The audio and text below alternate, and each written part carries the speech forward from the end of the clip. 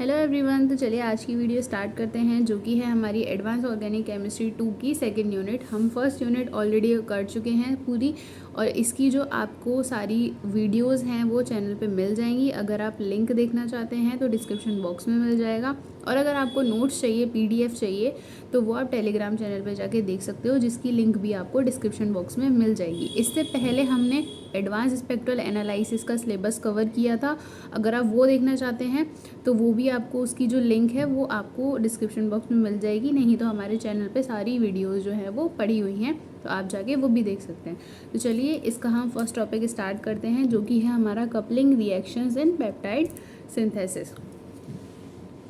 तो देखते हैं क्या होता है हमारा peptide synthesis. Peptide synthesis is the production of peptides. तो पेप्टाइड सिंथेसिस क्या होता है, जिसमें हमारे पेप्टाइड्स का प्रोडक्शन होता है। Where multiple amino acids are linked, जिसमें मल्टीपल अमाइनो एसिड्स लिंक्ड होते हैं किससे, अमाइन बॉन्ड से, also known as peptide bond, जिसको हम पेप्टाइड बॉन्ड भी कहते हैं। Peptides are chemically synthesised by the condensation reaction. तो जो पेप्टाइड्स होते हैं वो किससे बनते हैं, कंडेंसेशन रिएक्शन से of the carboxyl group of one amino acid to the amino group of another. किससे बनते हैं, कार्बोक्सिल ग्रुप से और अमाइनो एसिड के ग्रुप से। फिर देखते हैं chemical peptide synthesis most commonly starts at the carboxyl end of the peptide, जिसको हम बोलते हैं C terminal, and proceeds toward the amino terminal, जिसको हम बोलते हैं एन टर्मिनल। तो जो हमारा केमिकल पेप्टाइड सिंथेसिस होता है वो हमारा कहाँ से स्टार्ट होता है, कार्बोक्सिल एंड से स्टार्ट होता है, जिसको हम क्या कहते हैं, सी टर्मिनल कहते हैं। और ये हमारा कहाँ पे प्रोसीड होता है, आगे अमाइनो टर्मिनल पे, जिसको एन टर्मिनल बोला जाता है।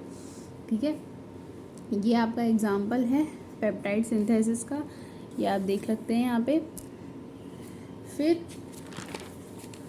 आगे देखते हैं, एक की step in the peptide production process is the formation of the peptide bond. This requires the activation of a carboxyl acid. ये क्या करता है, एक्टिवेट करता है कार्बोक्सिल एसिड को, which is usually carried out using the peptide coupling reagents.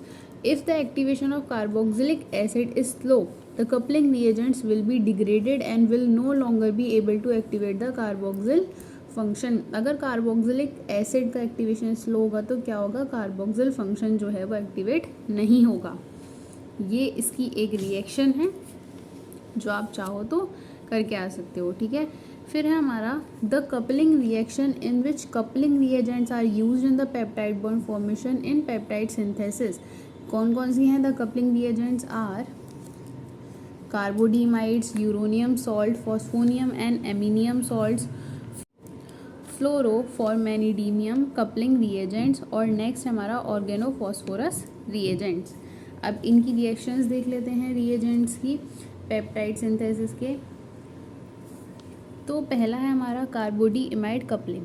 कार्बोडीइमाइड react with carboxylic acid to form O acylisourea mixed anhydrides which react directly with amine to give amides and a urea by product।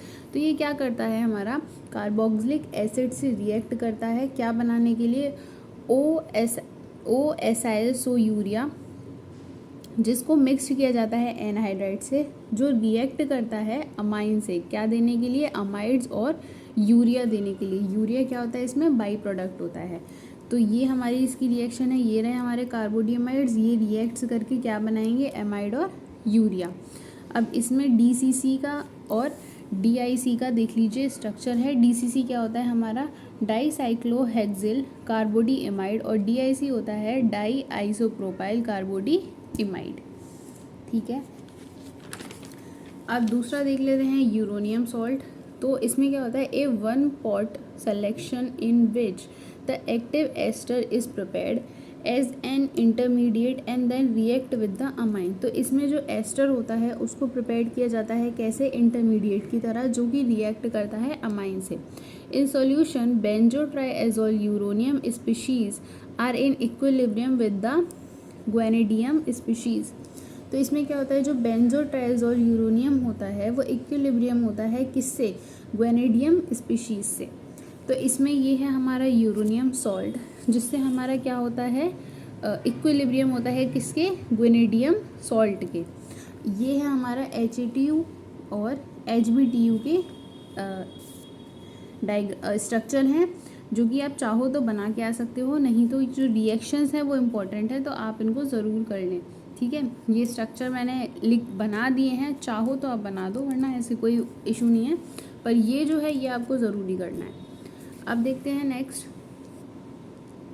क्या है हमारा, phosphonium and एमिनियम salt. तो इसमें क्या है, the use of phosphonium salts as coupling reagent such as, ये हमारा इसका नाम है, तो पढ़ लेते हैं, benzotriazole 1-xyloxy tris dimethyl amino phosphonium hexafluorophosphate, जिसको हम क्या बोलते हैं, BOP, and benzotriazole 1-xyloxy tris pyrrolidino phosphonium hexafluorophosphate, जिसको हम क्या बोलते हैं, PYBOP। तो इसका जो स्ट्रक्चर है वो क्या है, हमारे BOP के और PYBOP के ये रहे। ठीक है, ये स्ट्रक्चर आप देख सकते हैं, इन स्ट्रक्चर को आप चाहो तो बना के भी आ सकते हो। फिर नेक्स्ट है हमारा फ्लोरोफॉर्मेनमिडीनियम कपलिंग रिएजेंट्स। तो इसमें हम देख लेते हैं हमारे कौन कौन से जो रिएजेंट्स हैं वो आएंगे। तो इसमें आएगा हमारा TFFH, BTFFH और DFIH, इनके नाम हमारे ये रहे। ठीक है, तो एक बार नाम भी देख लेते हैं हमारे कौन कौन से रिएजेंट्स आएंगे इसमें। TFF का देख लेते हैं, टेट्रा मिथाइल फ्लोरोफॉर्मेडियम हेक्साफ्लोरोफॉस्फेट। दूसरा है हमारा BTFFH, जिसका है बिस टेट्रामिथाइलिन फ्लोरोफॉर्मिडियम हेक्साफ्लोरोफॉस्फेट। उसके बाद है हमारा DFIH, तो DFIH का क्या है हमारा 1,3-डाईमिथाइल 2-फ्लोरो-4,5 डाईहाइड्रो 1H इमिडाजोलियम हेक्साफ्लोरोफॉस्फेट। तो ये हमारे किसके रिएजेंट्स हैं, फ्लोरोफॉर्मेडिनियम कपलिंग रिएजेंट्स के। इसके बाद है हमारा नेक्स्ट, जो कि हमारा लास्ट, ऑर्गेनोफॉस्फोरस रिएजेंट्स। इसमें हमारे कौन से रिएजेंट्स हैं, MPTA और MPTO। तो MPTA क्या है, A methoxy A trifluoro methyl phenyl acetic acid, और MPTO है हमारा 3-डाईमिथाइल फॉस्फोथायोल 2,3H ऑक्सोजोलोन। ये इनके जो स्ट्रक्चर हैं ये रहे। तो इनमें आपको रिएजेंट्स जो हैं वो बना के आने हैं, और ये इनके नाम है, तो आप इनको अच्छे से याद कर लें, और इनके जो स्ट्रक्चर्स हैं उनको भी याद कर लें। तो ये जो हमारा टॉपिक है वो हो चुका है। इसके बाद हम नेक्स्ट देखेंगे principles of solid phase peptide synthesis. तो तब तक के लिए आप इसको करें, और इससे पहले कि जो आपको नोट्स वगैरह हैं वो सब मिल जाएंगे टेलीग्राम चैनल पर, वहाँ पे जाके देख सकते हो। अगर वीडियो अच्छा लगा हो तो लाइक करें, शेयर करें। Thank you.